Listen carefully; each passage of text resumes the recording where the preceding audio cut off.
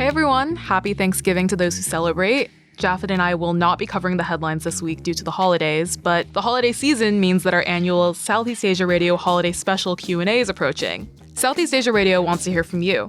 If there's a topic that you would like us to cover, or if you have a burning follow-up question from a previous episode, please let us know at searadio@csis.org. Happy holidays!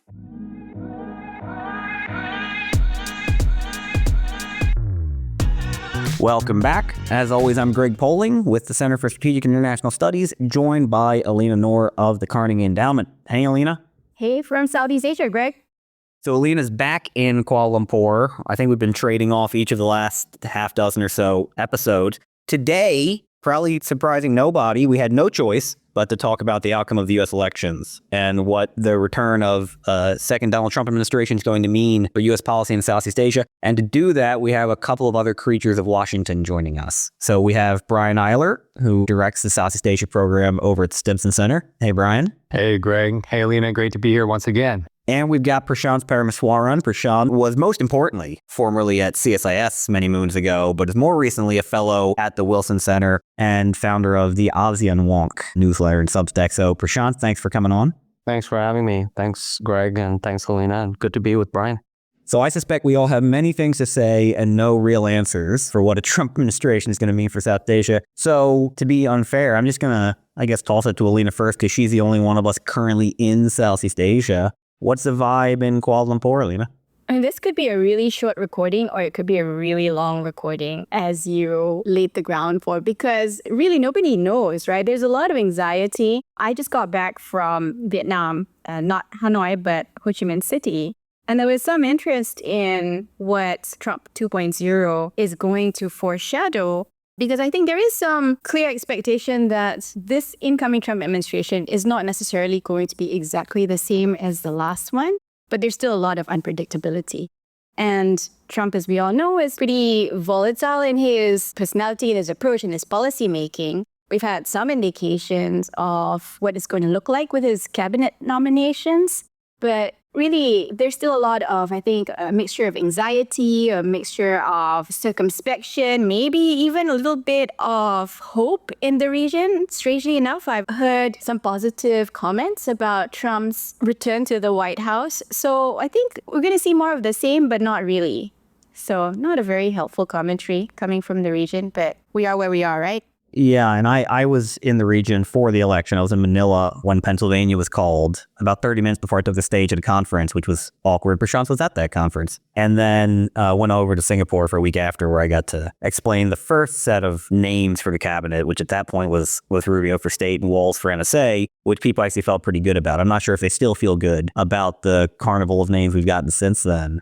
Prashanth, since you were in Manila, I don't know if you traveled the region after we parted ways in Manila. I mean, as Elina said, I detected a fair bit of cautious optimism in the Philippines, but I wonder if that's maybe just a Philippine-Vietnam story. What do you think? So after that conference we did in Manila, Greg, I went out to Malaysia, Singapore, and Indonesia. So it was mostly a maritime Southeast Asia trip this time around. Although I did connect with other folks in mainland Southeast Asian countries as well. I think generally the reaction is perhaps people were more prepared for this rather than the first Trump administration. I think we can say that the cables were already flying back to the Southeast Asian capitals a few months ago about potential scenarios, and people were more prepared. But I don't think that means that there's any less anxiety. I think there's, on the one hand, a little bit overconfidence on the deal-making front, that perhaps on trade, on China, South China Sea, Taiwan, there could be sort of quid pro quos. But as you just pointed out, there's a lot of uncertainties about even the cabinet makeup. In the first Trump administration, of course, we saw a few cycles of officials in these offices. So it's a little bit too early on that. But then I think there's a little bit of anxiety still on the question of, deal making is one aspect of that, but really the divergences of where Southeast Asia's growth story is and where the United States is actually headed, right? So it used to be the case that, we used to sort of take it for granted that the United States was sort of proposing general principles like free trade, for example, democracy, human rights, transparency, not always very consistently, but nonetheless, people knew what the United States stood for. But I think people who are already ambivalent or skeptical of a U.S. presence in Southeast Asia within Southeast Asian capitals, I think they're even more skeptical, and those voices will grow. China, Russia, and other kind of adversaries of the United States will only sort of propagate these narratives. And I think there's a lot of anxiety about what that means and how the United States will respond. And so I think that generally is the sense of where we're at. And of course, we have to keep in mind, I think Elina alluded to this as well. I mean, Southeast Asia is very different from the first Trump administration. I mean, the region's changed significantly, right? All but I think Brunei has seen leadership transitions from when Trump was in office. Southeast Asia, since Trump left office, is now China's largest trading partner, in addition to China being ASEAN's trading partner. So this notion of a geoeconomic sphere where the United States is kind of left out of is an increasing proposition and challenge for the United States in a way that it wasn't so much a few years ago. That's a good point. I mean, I'd also add that unlike the first Trump administration, Southeast Asia is now growing faster than China and will continue to do so for at least the next 2 decades, which makes Southeast Asia more important to the United States than it was when Trump entered office in 2017. Brian, why don't we bring you in as the leading mainland Southeast Asia watcher / Mekong Walla in Washington? What are you hearing so far from the mainland? Well, I'm seeing enthusiasm, and it is just striking sometimes when you're looking through how people in your network react to say, wow, it seems like they were a Trump supporter all along. And you see this in Vietnam and Cambodia, Thailand to an extent. I was in Nepal. I'm doing work there now. And there was a similar sentiment both before and after the election. So I think a lot of it has to do with this, and all of you can disagree with me if you want, but kind of a popular sentiment of being drawn towards a strong leader and identifying with a strong leader, given that Southeast Asia's history is ridden with examples of strong leaders, and for better, for worse. And then also, this is an opportunity to make some deals, given the type of growth that we're seeing coming out of Southeast Asia. But yeah, just to go back to what's already been said, it's a very different political chessboard, if you will. To Lam being the newly installed General Party Secretary in Vietnam, Thailand having what we could call a fully democratically elected leadership now, and Thaksin back in Bangkok. This definitely colors the perennial conversation of, how can we make good on this U.S.-Thailand alliance that the Thais seem to march around Washington with. Cambodia, new administration, Hun Sen still in the picture. I think back to that APEC meeting in Vietnam when the two met, Trump and Hun Sen. And afterwards, Donald Trump said, "Who was that guy?" If you remember that picture.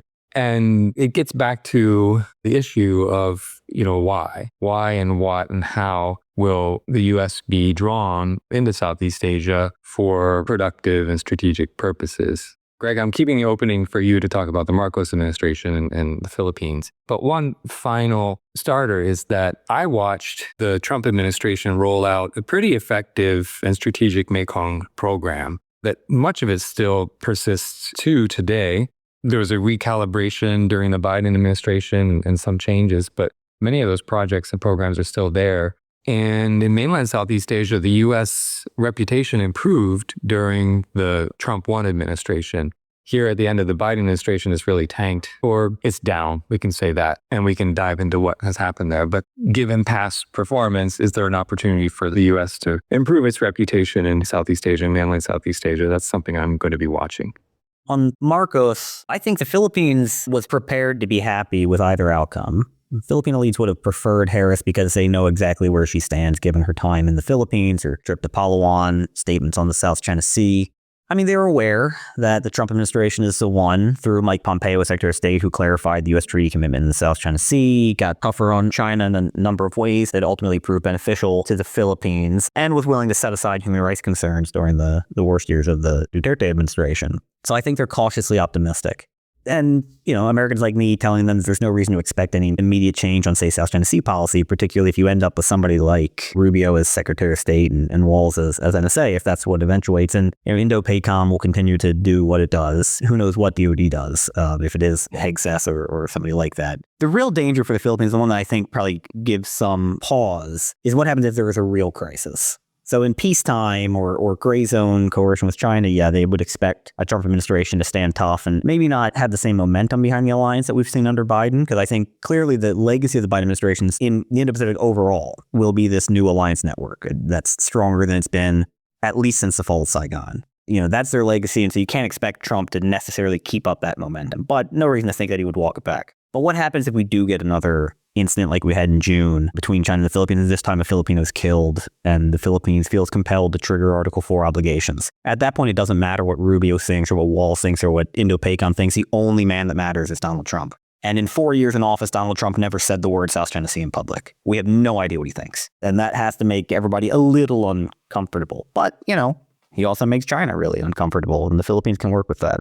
I think the other aspect that's really interesting is, and I agree with you, Greg, that, there's going to be a lot of continuity on the security aspects, right? Because I think the Biden administration with this lattice work built also largely on the Trump administration's gains in the first term. I think where I'm a little bit more cautious about where U.S. policy is heading is the Biden administration did start a lot of these partnerships with Southeast Asian countries. And I think under the first Trump administration, we saw when the Obama administration started these partnerships, there were these string of dialogues and mechanisms at various levels, some of which were continued, some of which were discontinued. So the diplomatic architecture is something that I think there's a little bit more uncertainty on. And the one other note I'll point out about the Philippines is I've been really struck. I mean, even when we were in Manila, Greg, conversations we're having, the Philippines is really emerging as kind of a geoeconomic story. You look at the ADB forecast for next year, the Philippines and Vietnam are basically tied at over 6% for the fastest growing economies in Southeast Asia. So on the South China Sea, that's one aspect, but I'm also looking to see how will the Trump administration also manage the kind of geoeconomic opportunities in the Philippines, critical minerals, energy, so on and so forth, that the Biden administration did start on those, but at the same time with some of the agreements with, say, Indonesia on critical minerals, they actually were not so great on the deal-making front for these Southeast Asian governments. So there is an opening for the Trump administration to strike those deals, but obviously on climate and trade and some of these other areas, there are a lot of new challenges that the Trump administration is posing as well. Well, just a thought on critical minerals and striking deals. You have to wonder if certain rules and norms are going to be thrown out the door, which makes it easier to make the deals. And, you think about the orangutans in Indonesia, but also think about how I've long said with the Philippines during the Biden administration, there was too much defense and too much security emphasis and not enough economic and other forms of diplomatic engagement to balance things out. Trump, too, could bring that, right, in terms of economic engagement and investment and potentially ride a wave. So maybe that's the type of hedging and balancing game that we're going to see. And these countries will watch early on as to who is the head of the DFC and learn more about, the Commerce Secretary, et cetera, to see how these actors are going to act in a new landscape. Because the thing I worry about is norms and rules and standards just not being applied. That goes to like UNCLOS too, which could open up a whole can of worms in the South China Sea. There's no chance. I've heard people speculate, Trump just said that we should ratify UNCLOS for Republicans to line up. The editor of Project 2025 is Stephen Groves at the Heritage Foundation, who is the only prominent opponent of UNCLOS in any Washington think tank and has been for 12 years. So the only guy who opposes UNCLOS ratification for any reason is probably going to end up in the administration. I was going to ask you, gentlemen, about your thoughts on the value of alliances, right? Because we've seen in Trump 1, he's at least had some disdain, if not complete dismissal of the value of alliances, especially where he doesn't think there's going to be a deal that's going to be made. So, in the case of Thailand, is there some sort of optimism that it would be workable to strike some sort of deal in order to preserve a form of alliance? In the Philippines, it's slightly different, but Greg, I was just curious as to what you saw when you were on the ground as the numbers came in on November 6th. Was it 6th or 5th? Well, the numbers came in, I guess, midday on the 6th for those of us in Manila. I think I was speaking around noon and Pennsylvania got called at like 11:45 or something. It's hard because you're sitting in a conference room or whatever. You're with elites by definition. I think there was a degree of resignation to it already, maybe as a, kind of psychological defense mechanism. Like I said, I think people would have been happier with Harris, but we're not necessarily, ringing alarm bells about Trump. And Trump did leave office far more popular in the Philippines and Vietnam than he was in the United States. So you wouldn't expect that to change. Singapore, when I went to Singapore, was a little bit different. I think there was a resignation to it again, but not the same degree of optimism. I worry, based on some of the things I heard in Singapore, that we run the risk of elites in Southeast Asia and probably globally over-interpreting this. You hear these people talking about Trump's mandate and kind of structural explanations for why this happened. And maybe that's a result of the confusing nature of the U.S. electoral system. But Trump got 49% of the vote. He won by less than 1.5 points. I don't know anything about the U.S. body politic after the election. I didn't know going in.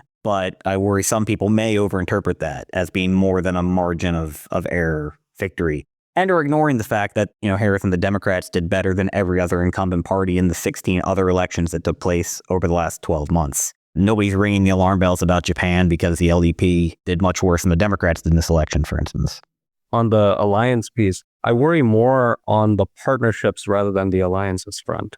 Those are a little bit more fragile, and the constituencies for those partnerships are a little bit less clear. I worry a little bit about one term I heard from one official on this trip actually was this PSV challenge, right? Not the Dutch football club, but Philippines, Singapore, and Vietnam, right? Essentially, this notion that U.S. policy in Southeast Asia is going to be concentrated around a few narrow swing states in U.S.-China competition. And so what does that mean for the smaller countries, Brunei, Timor, Laos, these other countries, right? And so that means that U.S. attention is going to be focused on a few key areas, but also, frankly, a few key sectors, right? So technology, artificial intelligence, where the U.S. already has the lead. But hey, if it's climate or trade, we're not going to focus so much in that direction. That represents a narrowing of U.S. opportunities and U.S. leadership in the region. And frankly, if that happens, countries in Southeast Asia will look for other sources and opportunities from partners, right? So it's not just the U.S. and China. I mean, Canada is negotiating a free trade agreement with ASEAN, right? And if you're a U.S. company and you're looking to sort of think about how you're going to source your supplies and also reorient your supply chains, I mean, that's a fundamental remaking, right? The idea that the United States has this kind of North American market as a defense mechanism against what it does abroad, that doesn't really exist because a lot of countries are gravitating towards the Southeast Asia growth story. And so I do worry a little bit about that narrowing mechanism. And then Brian's point about making sure that even if we're thinking about alliances and partnerships, not focusing too much on the defense and security dynamic, which, that's the U.S. strength. I mean, nobody in Southeast Asia questions that is a U.S. strength. But addressing the vulnerabilities, which is more on the diplomatic, economic side, I think that's really the chief challenge and anxiety in parts of the region. When you mention narrowing, I wonder about this too. When we think about the lattice work of the various partnerships and new alliance formations and other parts of the architecture that have been established, I think part of the sense was, hey, let's add 40 new things so that if 20 are taken away, at least there's a net positive of 20 that last. But one of the issues is you're going to have 40 new things to address. This administration will have all that to address. And they're already talking about, cutting at state, reducing funds that would support U.S. foreign policy. I think things are just going to get, let go. All of us were active in Washington in early Trump 1. And you think back to all the work that you had to do to try and remind and orient and get folks moving in the right direction. That's going to be a role of a think tank once again. And it's going to keep us busy for the next year. Brian, it's a good point. And one thing that I think people don't give the Biden administration enough credit for, or maybe two related things, is one, on the Asia team, there has been a remarkable amount of expertise. I mean, you can quibble over the details, but there is more Southeast Asian knowledge in the current administration than we've ever had during my career, and I suspect we've ever had since Vietnam. There are no Mira Hoopers and Kurt Campbells and Lindsey Fords waiting in the Trump orbit. There's a lot of China hawks who know Southeast Asia kind of incidentally, but you don't have that level of experience going back to the Obama administration with ASEAN, with the partnerships, with the alliances. And second, the longevity. I mean, as Prashanth already indicated, you had the carousel of officials in Trump 1. We should expect the same thing. The Biden administration has been remarkable in that there's been so little turnover. I mean, much of the Asia leadership has been there since day one. We're not going to get that steady hand on the tiller. I mean, even the best scenarios. Elina, I want to ask you about what I suspect is going to prove the thorniest relationship, but maybe you can disabuse me of that and be more optimistic. How do we expect Malaysia and Anwar in particular to handle a Trump administration? Yeah, I mean, I think this goes back to Brian's point about putting in work to remind the Trump administration of the value of the U.S. engaging with Southeast Asia. And my personal opinion is, what's the ROI on that? And I think as Malaysia takes the ASEAN chairmanship, Prashanth alluded to this, but we've already seen Southeast Asian countries look to other partners, other more exciting, more reliable partners that may or may not be a buffer against what might come in the next 4 years. So I think Malaysia has shown a little bit of that already with its plans for the ASEAN chairmanship, broadening the number of countries to engage with, kind of deepening some of the existing arrangements within the ASEAN structure. And I suspect there will be some level of pragmatism and practicality. Anwar Ibrahim was one of the first people to congratulate Trump on X. It was really amusing for me to see the number of Southeast Asian leaders go back on X to communicate with Trump in a sense. But I think underlying that willingness to at least transact with the Trump administration is a deeper realization that maybe ASEAN, Southeast Asia, Malaysia shouldn't be putting all its eggs, most of its eggs in the US basket anymore. That was not the silver lining that I had been asking for. Why don't you draw us a silver lining then? A silver lining? We talked about security, and I think that is clearly what folks are looking to for the upside right now. I would argue that there is still upside on the economic front, and it's got nothing to do with trade policy, which will not be welcomed in Southeast Asia, and certainly not going to be on our energy policy, which will also not be welcomed in Southeast Asia. But it gets back to the fundamentals. Southeast Asia is going to be the fastest growing market in the world for the next 2 decades. U.S. businesses are already moving into Vietnam, Indonesia, to a degree the Philippines, in certain sectors, Malaysia, Thailand. That's not going to stop. Nothing the Trump administration does is going to change that trajectory. American capital is going to look to Southeast Asia first and everywhere else second. Well, maybe India and then Southeast Asia. And so that provides a certain degree of ballast. I doubt that Anwar is looking forward to a personal meeting with Trump, but he is actively courting U.S. tech investment, and that's not going to change. And the same is true throughout the region. So I guess my silver lining is whatever the American government does, there's much broader U.S. engagement in the region than the American government.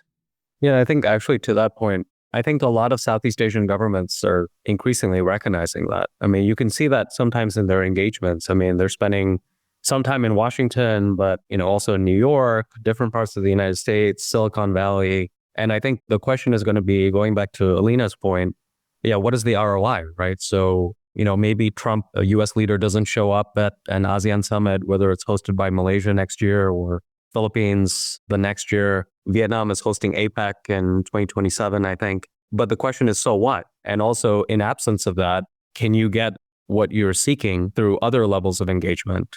That might be the case. And I have to say, to give the Biden administration another point of credit, actually, maybe inadvertently, they've actually set the stage for, even if you don't have U.S. presidential leadership in terms of Biden going to the region, actually a lot more working level relationships among the different U.S. agencies, and actually convening summits here, with the U.S. ASEAN Special Summit that happened here, and they were trying to do a tech summit here as well. And we could see that under a Trump administration, right? So even though there was all this focus about Trump not showing up personally at these meetings, some of them could be hosted here. Countries could develop other mechanisms at different levels to compensate for that.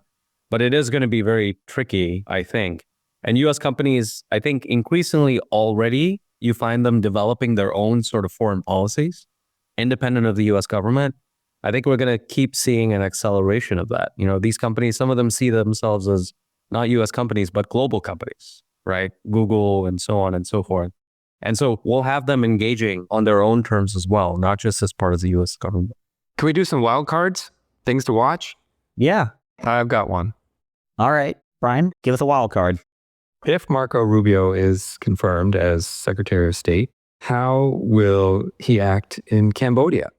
Are there opportunities for change, or will the democracy card be played there given his past record with the Cambodia issue? My worry is that the Mekong issue becomes a Cambodia issue, and it's definitely not. The Mekong is a broader issue than just Cambodia. And I've worked hard to ensure that the Mekong issue doesn't become a Cambodia issue. Greg, you remember that testimony panel we were on when it did, with a bunch of Republicans asking about Reem when we were having a conversation on the Mekong. Anyway, that's something that I'm going to be watching and looking forward to jump into the mix as well. That same hearing, as I recall, a Republican member of Congress asked me why we couldn't just send in an armed contingent to secure a Rakhine State, Myanmar, which was also not the topic of that hearing. I would strongly suspect that our Mekong policy, I don't know if it becomes a Cambodia policy, but our Cambodia policy is not going to be on an upswing. And REM is not going to go away. It's going to only be elevated, given that this, Trump 1 is the administration that raised it in the first place. Well, I would say, Greg, the point you raised earlier about crisis in the South China Sea is also a really interesting one. And also the evolution of the situation in Myanmar, depending on what happens with this so-called election or whatever we're calling it in 2025. And if we see different responses by ASEAN states, how will a Trump administration react? Because the Biden administration, I think, on some counts, has been quite patient with Southeast Asian countries so far on the Myanmar question. But if the situation gets even worse, I'm not sure how the administration will react. I just want to say, isn't the next 4 years going to be a whole wild card? I think we're throwing out wild cards. Might as well throw in the whole deck of wild cards, right? Because, Brian, not to push back on you, but I wonder, I think with Trump 1, what we saw in Southeast Asia was Southeast Asia became a whole China discussion. And I wonder how much of that is going to return if Rubio gets confirmed as Secretary of State. Let's close on Elina's point that none of us know what we're talking about, and this is all a wild card. We have 4 more years to do it. I don't know if South Asia Radio will be doing it for all 4 of the years, but we'll at least be here for the start. So for now, Brian, Prashanth, thanks so much for joining us. And Elina, thank you as always for co-hosting. Most of all, thanks to all of you for listening. We will be back in a couple weeks with the next episode of Southeast Asia Radio.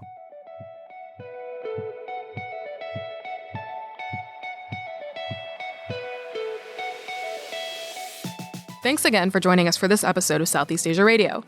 Feel free to write us with any comments, questions, or feedback at scaradio@csis.org, and we'll get back to you. Do us a favor and subscribe, and give us a rating on Apple Podcasts, or Spotify, or whatever streaming platform that you listen to us on. Tell your friends about us.